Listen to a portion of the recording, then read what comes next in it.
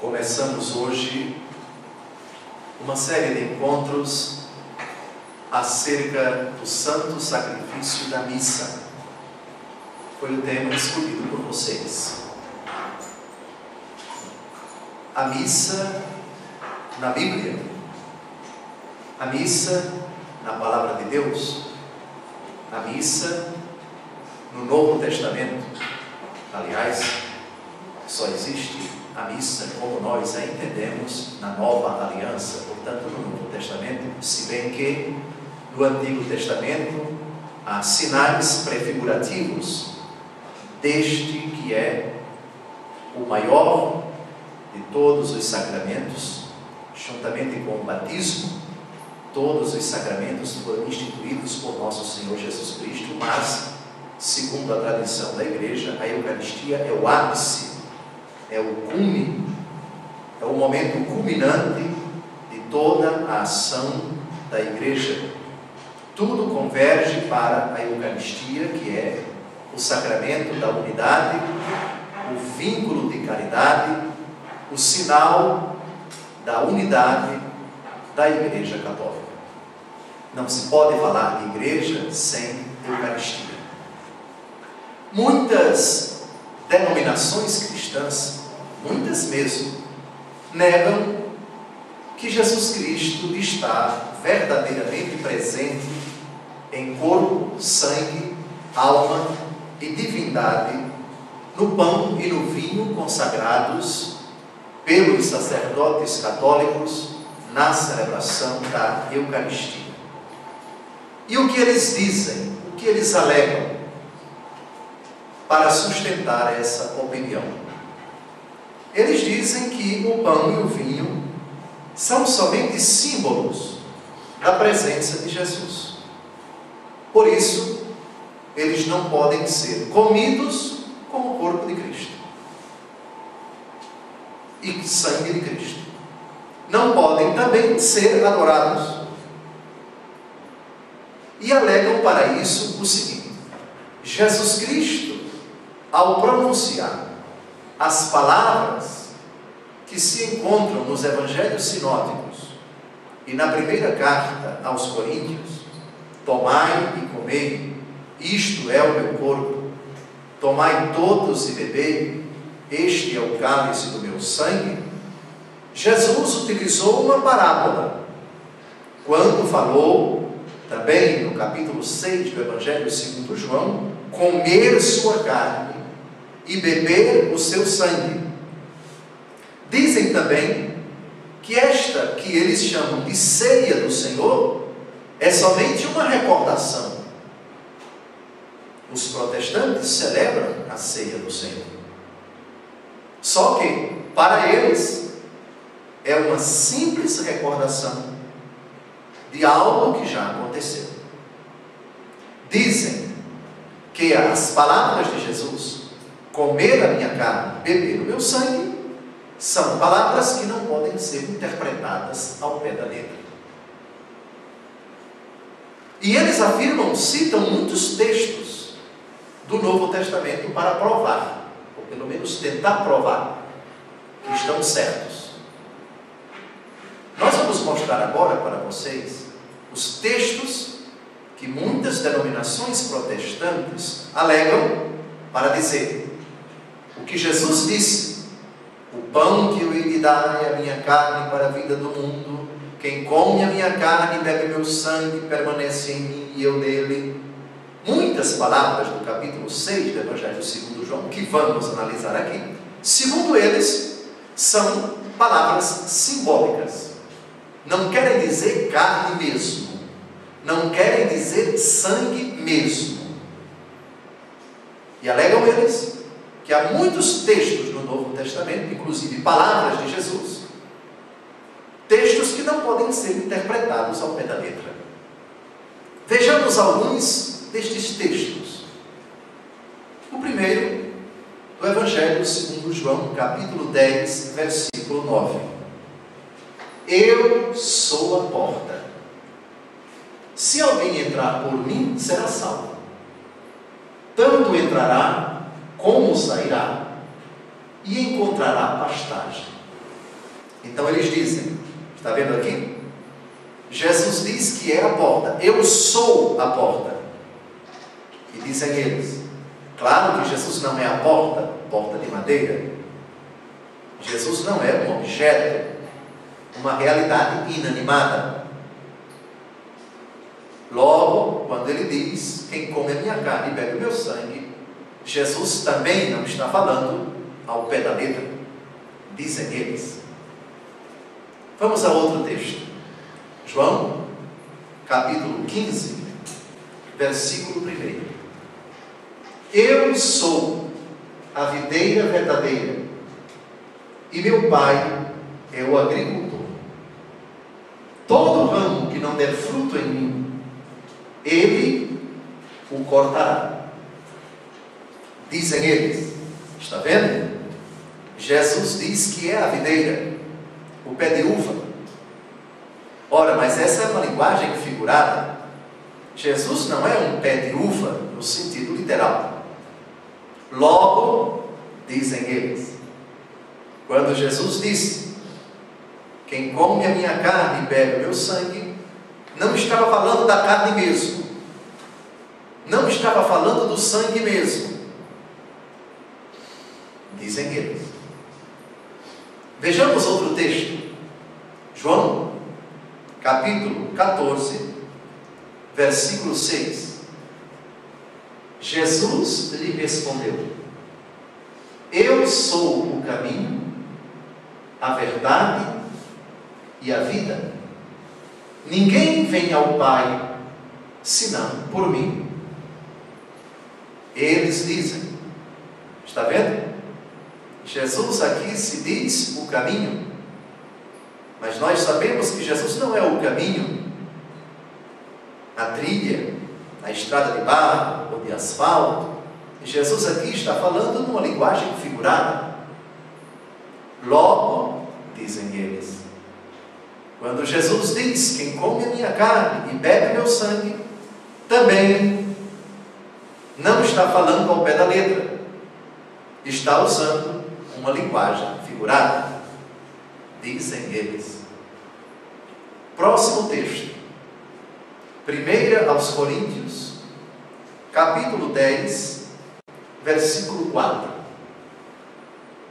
Todos beberam da mesma bebida espiritual, pois todos bebiam da pedra espiritual que os seguia.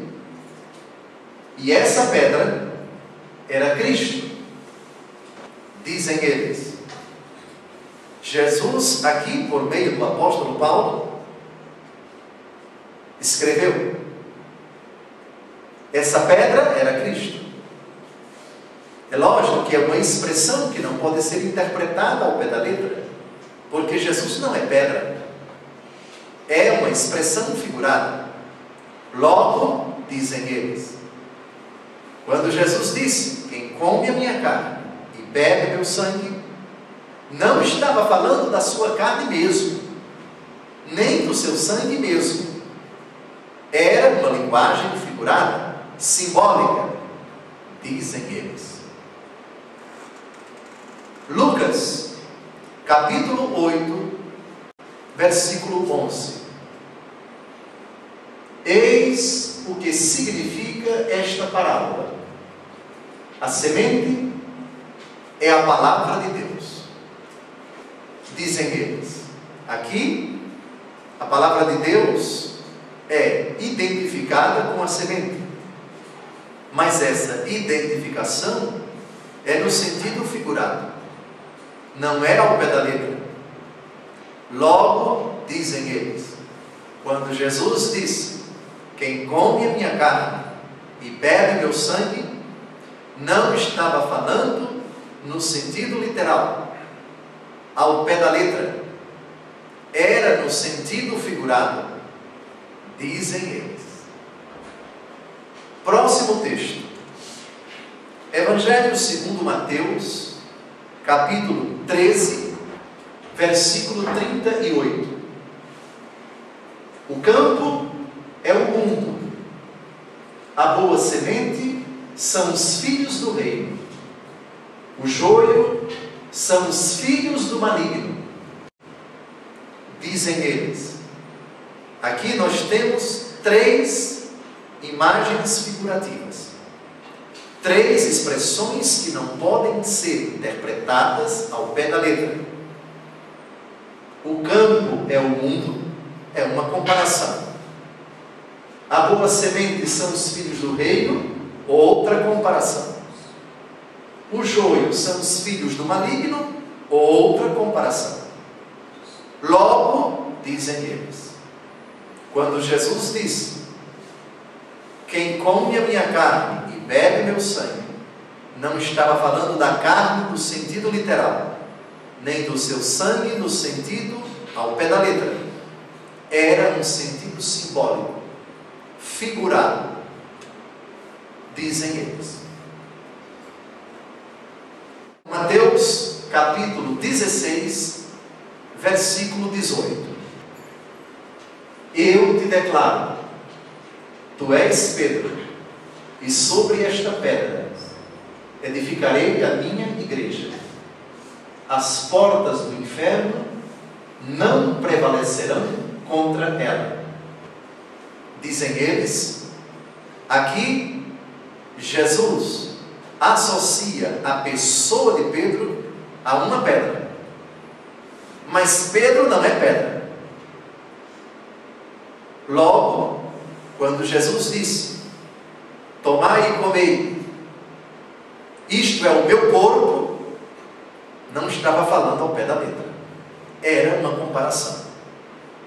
Tomai todos e bebei, este é o cálice do meu sangue. Jesus não estava falando do sangue dele, mas era uma linguagem figurada, dizem eles. Gálatas, capítulo 4, versículo 24. Nestes fatos há uma alegoria, visto que aquelas mulheres representam as 2 alianças.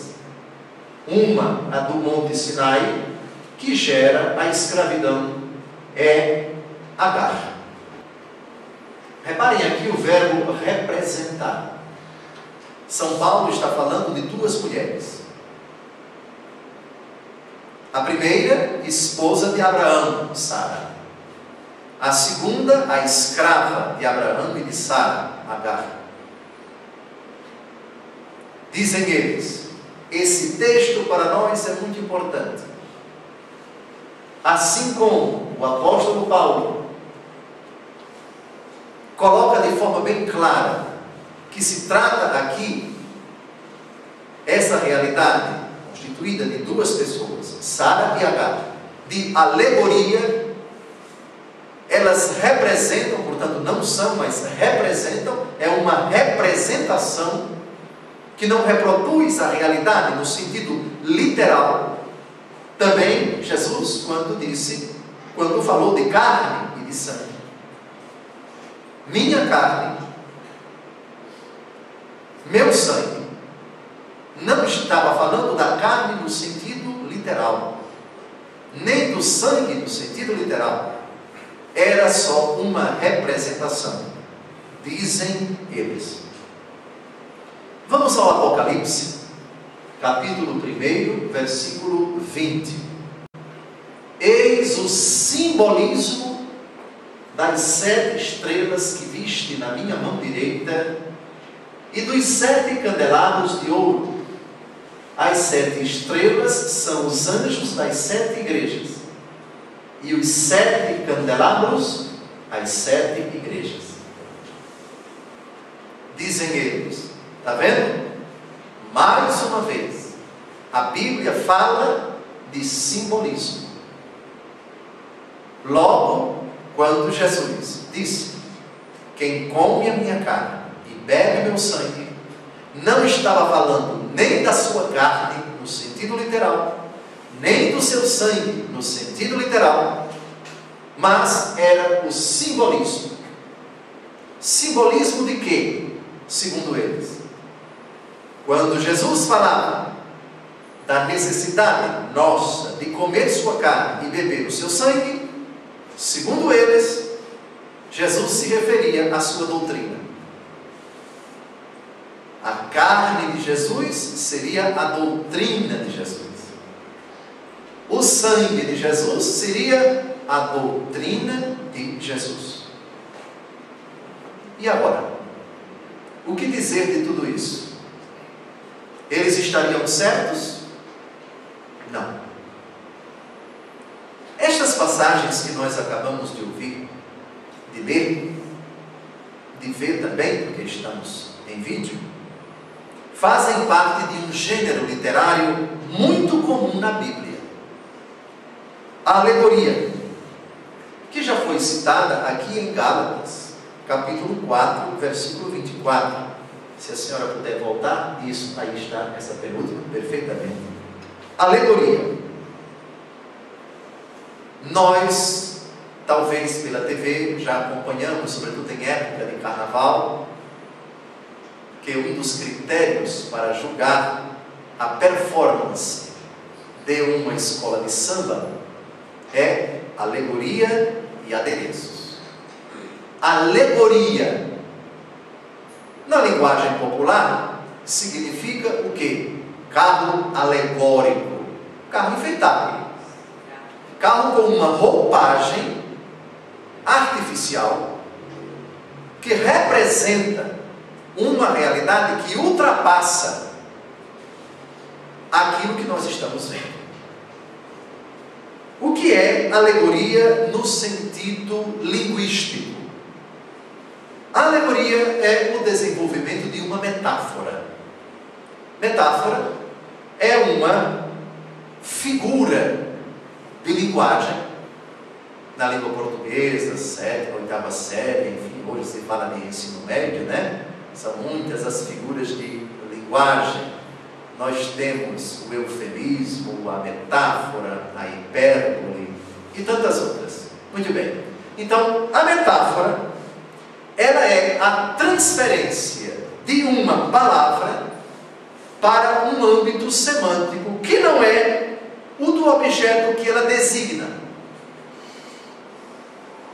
Então, por exemplo, quando Jesus Cristo diz: eu sou o bom pastor, conheço as minhas ovelhas e as minhas ovelhas me conhecem.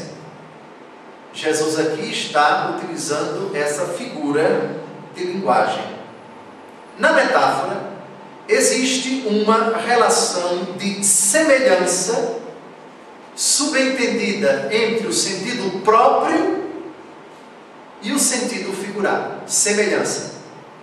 Assim como o pastor que está lá no campo dedica atenção, dá a vida pelas suas ovelhas, animais irracionais, Jesus dá a vida por nós. Ele se assemelha ao pastor do campo e nos assemelha às ovelhas do campo. Ficou claro? Mais ou menos o que da metáfora? Esse gênero de linguagem foi muito utilizado por nosso Senhor. Quais são os discursos de nosso Senhor onde aparece essa figura de linguagem chamada metáfora? As parábolas. Nas parábolas nós temos muito isso, não é? O semeador saiu a semear, o reino dos céus é semelhante ao grão de mostarda, a menor de todas as sementes, enfim, quando ela cresce, se torna uma árvore, debaixo da qual vem se abrigar os pássaros do céu, etc. Pois bem, todas as parábolas de nosso Senhor Jesus Cristo estão permeadas desse gênero de linguagem. Então, repetindo, a metáfora é a transferência de uma palavra ou de uma expressão do âmbito semântico, que não é o seu originário, para um objeto, para um sentido que transcende aquela palavra. Gênero literário, parábola. Metáfora na língua portuguesa. Pois bem, Os exemplos mais comuns, como já disse, de metáforas na Bíblia, no Novo Testamento, são as parábolas. Por isso, não se pode interpretar ao pé da letra uma parábola. Por quê? Porque elas têm um sentido figurado. Não é? Verás que um filho teu não foge à luta, nem teme quem te adora a própria morte. No hino nacional, nós somos chamados filhos da pátria mãe gentil. A pátria brasileira é a mãe e nós, os brasileiros, somos os filhos. É lógico que a nossa mãe é a mãe genética, aquela que nos gerou durante 9 meses. Essa é a nossa mãe. Essa é a linguagem corriqueira, portanto rigorosa, que deve ser interpretada ao pé da letra. Se um de vocês sair do Brasil, e muitos já saíram, e lá alguém perguntar quem é a sua mãe, qual é a primeira reação de vocês? Minha mãe é a minha mãe genética. Mas se vocês dissessem, a minha mãe é a pátria brasileira, também é verdadeiro, só que na primeira afirmação é ao pé da letra, na segunda afirmação é no sentido figurado. Ó pátria amada, idolatrada, salve, salve. Idolatrada. Aqui estamos no sentido figurado, porque o gênero literário hino nacional brasileiro é poético, tem muitas metáforas. Por isso soa como um absurdo o brasileiro que se recusa a cantar o hino nacional, alegando para isso questões de natureza religiosa. Ou seja, eu não canto o hino nacional porque eu só adoro a Deus e não idolatro ninguém. E no hino nacional se diz, ó pátria amada, idolatrada. Então esse hino para mim é um absurdo, é contra a minha religião. Isso é o fim da picada de qualquer inseto venenoso. Porque o hino nacional não está falando de idolatria no sentido estrito. É uma linguagem figurada. É uma metáfora. Isso para nós, amados, é extremamente importante. E veremos por quê daqui a pouco. Quando uma metáfora é desenvolvida por um relato, no qual cada elemento adquire um significado próprio, temos uma alegoria. A alegoria é um tipo de metáfora. A metáfora, ela compara. A alegoria, mais que compara, ela identifica. A realidade significada identifica-se com a realidade significante.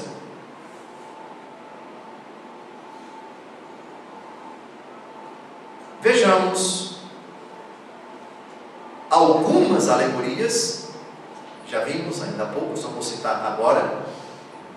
Eu sou a porta. É uma alegoria que não é uma comparação, é uma identificação. Eu sou a porta. Jesus não disse, eu me comparo com a porta. Comparação. Eu sou, o verbo ser, é um verbo de ligação. Então temos uma identificação entre o sujeito e o predicado. Identificação. Eu sou. Essa pedra era Cristo. Repare o verbo ser de novo.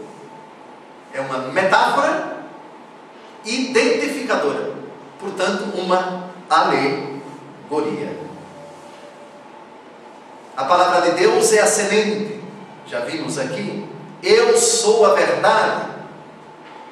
As estrelas do Apocalipse, que acabamos de ouvir ainda há pouco, o Apocalipse. Pois bem, então, eu espero que tenha ficado clara a noção de metáfora contida nas parábolas e a noção de alegoria. Muito bem. Um equívoco que deve ser evitado Não podemos interpretar as alegorias ao pé da letra. Não podemos interpretar as metáforas ao pé da letra. A alegoria, uma espécie de metáfora. Ambas aparecem nos discursos de Jesus, sobretudo nas parábolas. Da mesma forma que não se deve interpretar textos alegóricos com critérios de interpretação literal, também não se deve interpretar textos literais com critérios alegóricos. Então, eu sou a porta. Jesus quer dizer o quê? Jesus é a única possibilidade de nós termos acesso ao Pai. Porque a porta dá acesso de um ambiente ao outro. Correto?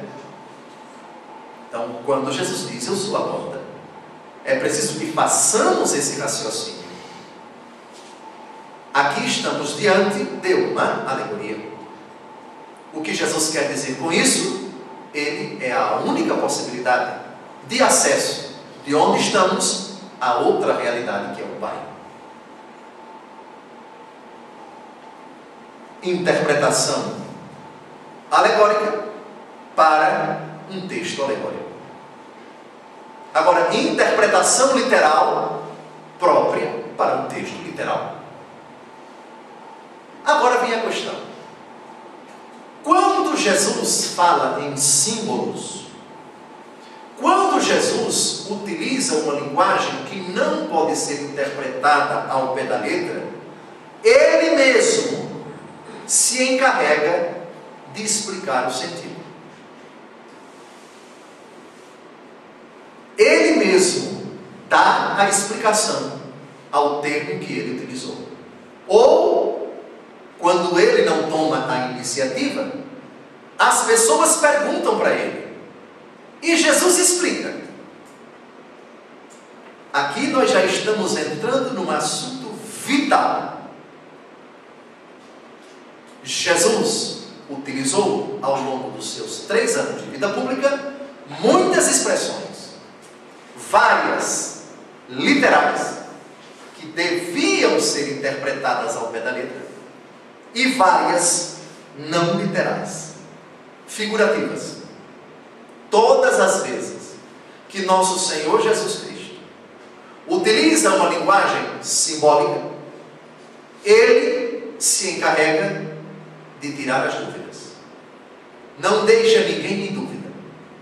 E quando ele não tira, quando ele não dá explicação, é porque a linguagem é literal. Deve ser interpretada ao pé da letra. Vamos ver isto agora. João capítulo 4, de 32 a 34. Reparem bem que coisa interessante. Mas ele lhes disse: tenho um alimento para comer que vós não conheceis. Os discípulos perguntavam uns aos outros: alguém lhe teria trazido de comer? Disse-lhes Jesus: meu alimento é fazer a vontade daquele que me enviou e cumprir a sua obra. Reparem no versículo 32. Jesus fala de um alimento para comer que os apóstolos não conhecem. Os apóstolos se perguntam no versículo 33: que alimento é esse? E Jesus responde, tira a dúvida deles: meu alimento é fazer a vontade daquele que me enviou e cumprir a sua obra. Qual é a conclusão que nós tiramos aqui?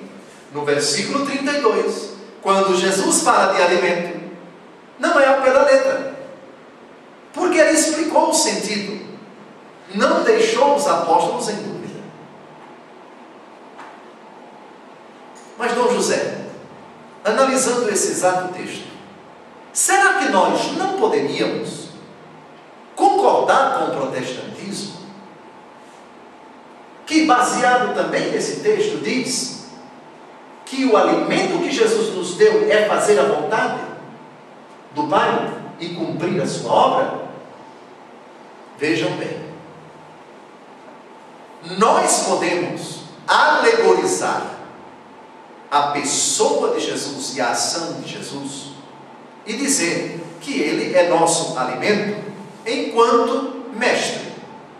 Sua pessoa, seu testemunho, sua doutrina, tudo isso é nosso alimento. Não está errado. Não está errado. É correto dizer que na hora da homilia, na missa de Santo Expedito, Jesus está nos alimentando com sua palavra. É correto. Por favor. Mas não estamos tratando aqui de carne. Ainda não entramos nesse assunto. O que vamos analisar é: a minha carne é verdadeiramente comida, meu sangue é verdadeiramente bebida. O discurso de Jesus no capítulo 6 do Evangelho de São João, que ainda não citamos. A questão crucial é carne. A carne é alimento no sentido literal. O sangue é alimento, é bebida no sentido literal. Todavia, isso não exclui que a doutrina de Jesus seja alimento. Aqui está. Que o testemunho de Jesus seja alimento. Que a obediência de Jesus seja alimento. Ele mesmo o diz no versículo 34. Voltemos à nossa reflexão. Quando Jesus utiliza uma expressão em sentido figurado, geralmente isso desperta curiosidade, questionamentos, murmuração no grupo dos 12 e entre os apóstolos, os discípulos e os demais seguidores, e Jesus se encarrega de tirar a dúvida. Olha, aqui a linguagem figurada, o sentido é esse. Tal é o exemplo de João, capítulo 4, versículos de 32 a 34. Vamos agora a outro texto. Mateus, capítulo 16, versículos de 5 a 12. Ora, passando para a outra margem do lago, os discípulos haviam esquecido de levar pão. Jesus disse-lhes: guardai-vos com cuidado do fermento dos fariseus e dos saduceus. Eles pensavam: é que não trouxemos pão. Jesus, penetrando nos seus pensamentos, disse-lhes: homens de pouca fé, por que julgais que vos falei por não terdes pão? Ainda não compreendeis? Nem vos lembrais dos 5 pães e dos 5.000 homens, e de quantos cestos recolhestes? Nem dos 7 pães para os 4.000 homens, e de quantos cestos enchestes? Por que não compreendeis que não é do pão que eu vos falava, quando vos disse: guardai-vos do fermento dos fariseus e dos saduceus? Então entenderam que não dissera que se guardassem do fermento do pão, mas da doutrina dos fariseus e dos saduceus. Esse exemplo aqui é clássico. Esse texto é ilustrativo. Jesus fala de pão, fala de fermento, eles não entendem, só que Jesus estava falando figuradamente, não era ao pé da letra. E ele explicou que fermento é esse, a doutrina dos fariseus e dos saduceus. Quando Jesus fala em linguagem figurada, ele explica o sentido. Ou ele toma a iniciativa, ou os apóstolos ficam em dúvida, perguntam a Nosso Senhor, e Nosso Senhor se encarrega de explicar. Portanto, sempre foi assim. Quando a linguagem de Jesus não é clara, isto é, quando ele utiliza símbolos, o próprio Jesus explica o sentido de suas parábolas, de suas palavras. Ao invés, quando as palavras são literais, ou seja, quando o sentido deve ser interpretado ao pé da letra, Ele não dá nenhuma explicação. Para quê? Ele simplesmente reitera o que disse. Ou simplesmente diz uma vez e pronto. Aliás, amados, isso não faz parte da complexidade da comunicação.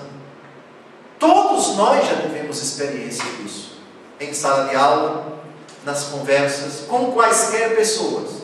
Às vezes estamos falando e uma determinada frase, uma determinada palavra, que não nos é clara, para nós, o sentido, no contexto da palavra, da dissertação de quem está falando, não nos parece clara. Não, por favor, que sentido você disse isso? Não, eu não entendi essa palavra. Você quis dizer o quê? É natural. Nós queremos que na complexidade da comunicação tudo seja muito claro. E quando a coisa não está clara, quem está ouvindo pergunta, ou quem, sabendo que sua palavra pode ser mal interpretada, se encarrega de explicar. Por isso, é muito comum na comunicação que a pessoa que fala, ao utilizar uma expressão, isto é, o que significa isso? O que é isto? É muito comum, é muito normal na arte da comunicação que nós utilizemos desses expedientes para que a nossa conversa, a nossa dissertação, a nossa conferência se torne clara, límpida e não deixe dúvida em nenhuma pessoa. Pois bem, vamos agora a outra passagem que mostra exatamente isso. Mateus, capítulo 13, versículo 36. Então despediu a multidão. Em seguida, entrou de novo na casa e seus discípulos agruparam-se ao redor dele para perguntar-lhe: explica-nos a parábola do joio no campo. Veja, Jesus acabou de citar a parábola, eles não entenderam e perguntaram a Jesus, pediram a Jesus, para Jesus explicar o sentido das parábolas.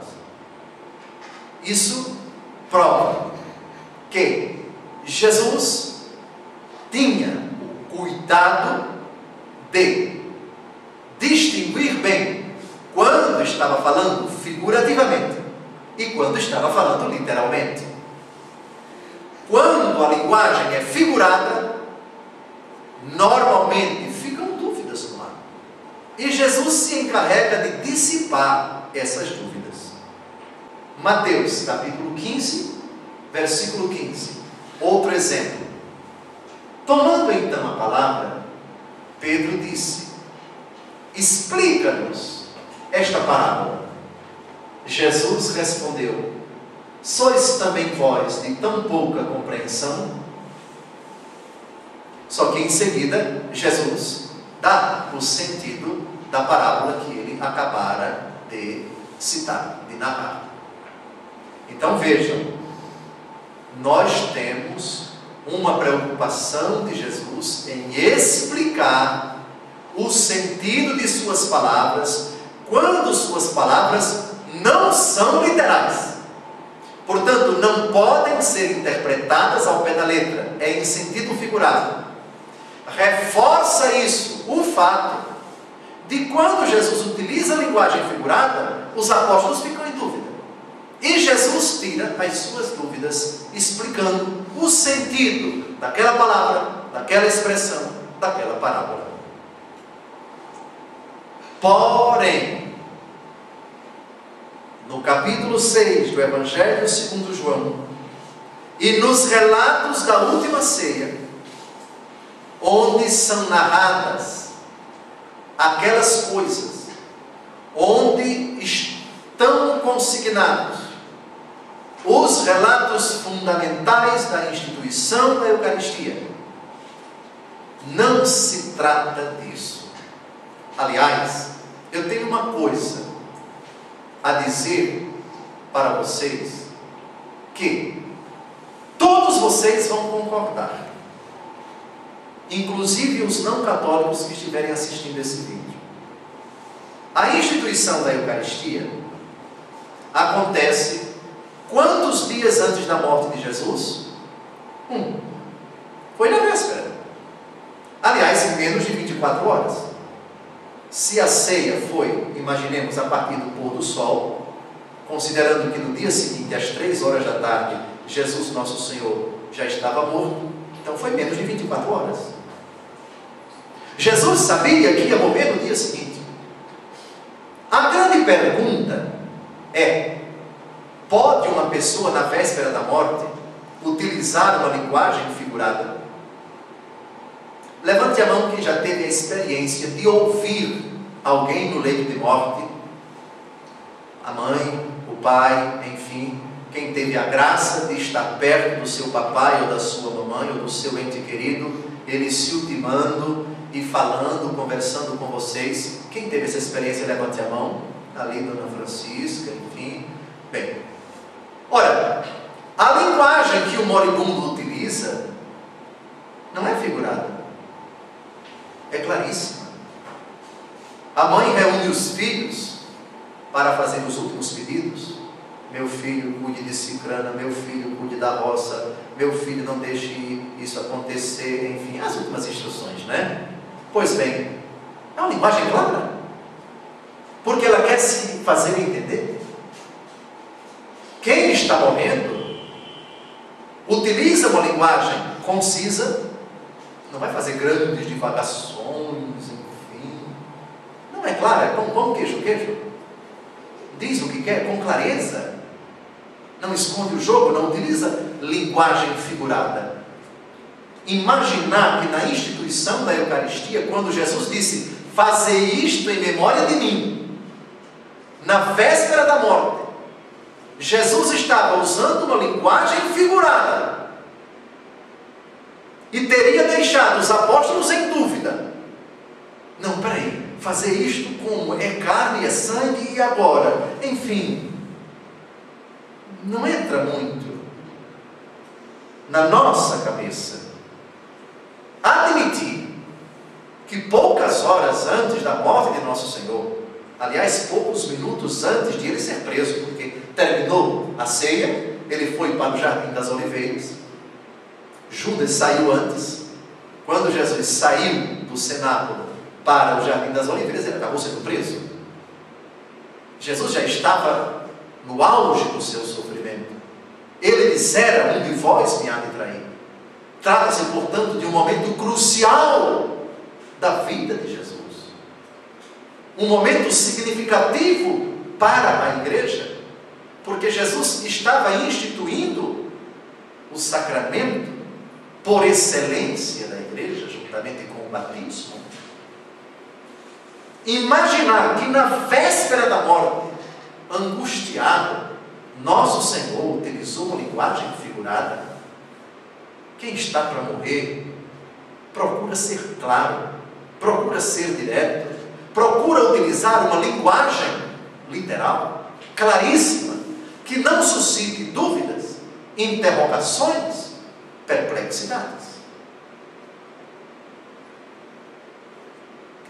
Pois bem, amados, isso é importante no tocante aos textos da instituição da Eucaristia, que não vamos tratar hoje. Nós vamos começar a refletir o capítulo 6 do Evangelho segundo João, da promessa da Eucaristia.